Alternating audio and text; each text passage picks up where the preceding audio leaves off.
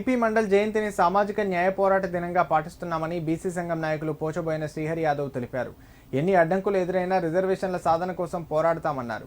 BC రిజర్వేషన్ల అంశం వచ్చిన ప్రతిసారి కేంద్ర ప్రభుత్వ పాలకులు విషయాన్ని పక్కదోవ పట్టిస్తున్నారన్నారు. సిద్దిపేట పట్టణంలోని ప్రెస్ క్లబ్లో వివిధ బీసీ సంఘాల ఆధ్వర్యంలో బీపీ మండల్ 107వ జయంతి సందర్భంగా ఆయన చిత్రపటానికి పూలమాల వేసి నివాళులు అర్పించారు. ఈ సందర్భంగా బీసీ సంఘం నాయకుడు పోచబోయిన శ్రీహరి యాదవ్ మాట్లాడారు. ఎట్టి పరిస్థితుల్లో జాతీయ కులగణన జరిపి విద్యా, ఉద్యోగ, రాజకీయాల్లో బీసీలకు జనాభా నిష్పత్తి ప్రకారం రిజర్వేషన్లు కల్పించాలని వారి జీవితాంతం బీపీ మండల్ పోరాడినట్లు తెలిపారు. ఇంత పోరాటం చేసిన మండల్కు భారతరత్న ప్రకటించాలని కోరారు. రిజర్వేషన్ల సాధన కోసం దేశవ్యాప్తంగా దళిత బహుజన వర్గాలు ఉద్యమానికి సహకరించాలన్నారు.